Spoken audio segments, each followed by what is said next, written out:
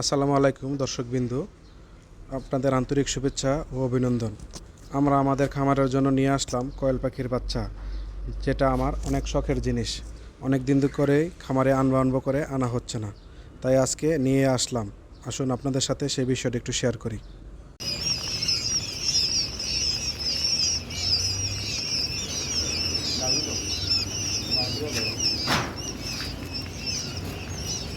আমি বাচ্চাগুলো সালার উপরে বোর্ডিং করেছি। যদি পেপারে বোর্ডিং করি তাহলে বাচ্চাগুলো পা পিছলে প্যারালাইজড হওয়ার সম্ভাবনা বেশি থাকে। সেজন্য আমি বাচ্চাগুলো সালাতে বোর্ডিং করেছি। এ বিষয়ে আপনাদের কারো কোনো মতামত থাকলে অবশ্যই কমেন্টসে জানাবেন। আমি আগে কখনো কোয়েল পাখি পালন করি নাই। আমার মুরগির অভিজ্ঞতাকে কাজে লাগিয়ে আমি কোয়েল পাখি পালন করার চেষ্টা করতেছি। আমি যার কাছ থেকে কোয়েল পাখির বাচ্চাগুলো নিয়েছি, উনি আমাকে এই পরামর্শটা দিয়েছেন যে সালাতে বোর্ডিং করার জন্য। যদি পেপারে বোর্ডিং করে সেক্ষেত্রে বাচ্চাগুলো পা ভেঙে যায় বা পা দুর্বল হয়ে যায়। সেজন্যই মূলত আমি এই কোয়েল পাখির বাচ্চাগুলো সালাতে বোর্ডিং করেছি। আমি এখানে 500 কোয়েল পাখির বাচ্চা নিয়েছি। এই 500 কোয়েল পাখির জন্য আমি একটা 4 ফুটি হোবার ব্যবহার করেছি। এই 4 ফুটি হোবারটা থেকে 1 ফুট বড় করে আমি এই বাচ্চার জন্য বুড়ার তৈরি করেছি। আর বুড়ারে 200 ওয়াটের 3টা লাইট দিয়েছি, মোট 600 ওয়াট। 500 বাচ্চার জন্য আশা করি 600 ওয়াটই যথেষ্ট। পানির পাত্র হিসাবে আমি মুরগির বাচ্চার জন্য যে পানির পাত্র ব্যবহার করি সেই পাত্রই দিয়েছি, যার কারণে আমার কাছে ওই ছোটো পাত্রটা নাই।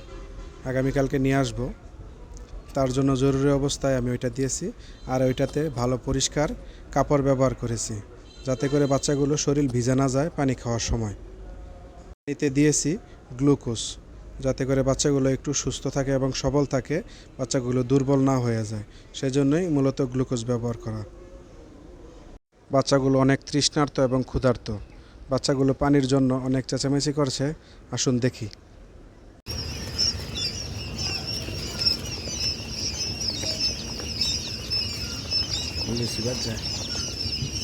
এখন আমরা বাচ্চাদের খাবার দেব। খাবারটা আজকে প্রথম দিন হিসাবে আমরা এটার কাপড়ের উপরেই দেব। আর খাবারটাও কোয়েল পাখির জন্য অবশ্যই গুঁড়া খাবার দিতে হয়। আমরা প্রথম দিন এই খাবারগুলো গুঁড়ো করে দিয়েছি। ভিডিওতে আপনাদের দেখাতে পারছি না, কারণ খাবারের গুঁড়োটা আগে করে ফেলা হয়েছে। সেজন্য খাবারটা আপনারা অবশ্যই গুঁড়ো করে দিবেন, যাতে করে বাচ্চা খাবার খেতে সমস্যা না হয়। আর গুঁড়ো করে দিলে খাবারটা কি হবে, আপনার খাবারটা নষ্ট করবে না। বাচ্চা সম্পূর্ণ খাবারটা খাবে এবং খাবার নষ্ট করবে না। আমরা আমাদের কোয়েল পাখির খামারের ভিডিও প্রতিদিনই আপনাদের সাথে শেয়ার করব। তার জন্য আপনারা সবাই আমাদের পাশে থাকবেন। ধন্যবাদ।